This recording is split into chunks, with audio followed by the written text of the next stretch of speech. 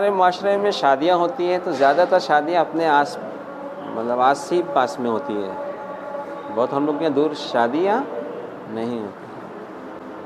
آپ ایک بات یہ بتائیے کہ جب لڑکی آتی ہے تو لڑکی ہمارے شیعہ برادری کی ہوتی ہے، اشنا عشری ہی ہوتی ہے۔ اگر وہ بھی یہ دین جانتی ہو لڑکی کہ اللہ کا والدین کے بارے میں کیا حکم ہے، جب وہ اپنے شوہر کے گھر جائے گی تو کیا وہ اپنے شوہر کا ہاتھ بٹائے گی اس کے زندہ ماں باپ کی خدمت کے لیے، یا اس سے دور ہٹانے کی کوشش کرے گی؟ اب ایک ماں باپ کو جب ایک عورت یا لڑکی اپنے شوہر کے ذریعے ذلیل کرتی ہے، اللہ نہ کرے ایسا ہو، تو اس کا مطلب کہ وہ لڑکی جان تو نہیں رہی ہے نا اس کا انجام؟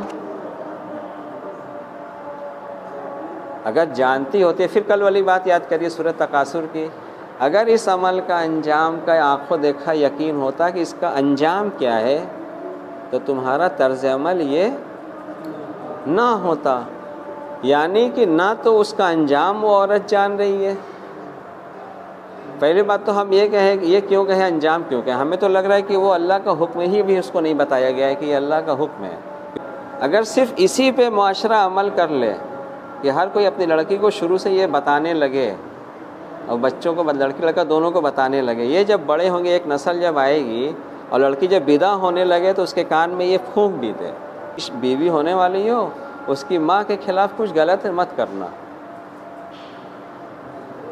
ہوتا کیا ہے عموماً آپ دیکھیں گے تو ایسا ہم نے سنا ہے کہ لڑکی کے ماں باپ، لڑکی جو ہوتی ہے، لڑکی کے ماں باپ خود اپنے داماد کو اس کے ماں باپ سے دور کرنے میں مدد کرتے ہیں۔ اب بتائیے کون سا دین ہے؟ یہ کون سا دین ہے؟ اب یہ سب ہم سب الٹا پلٹا کر رہے ہیں، اور جو ہمارے تھوڑا سا کچھ کام ہے وہ ہم کر رہے ہیں تو ہم سمجھ رہے ہیں کہ ہم دین کا کام پورا انجام دے رہے ہیں۔ اب بچے ہیں، بچے کے ذہن میں دماغ میں بات بیٹھتی ہے، کیونکہ یہ ٹاپک بہت ہی زیادہ ابھی ضرورت ہے اس کی، ایسا نہیں کہ نہیں ہے، کیونکہ یہ ہلکی پھلکی چیز نہیں ہے، بہت بڑی بات ہے۔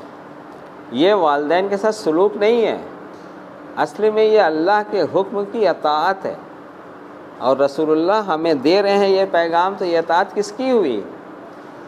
اللہ کی اور اللہ کے رسول کی اطاعت ہوئی کہ نہیں ہوئی؟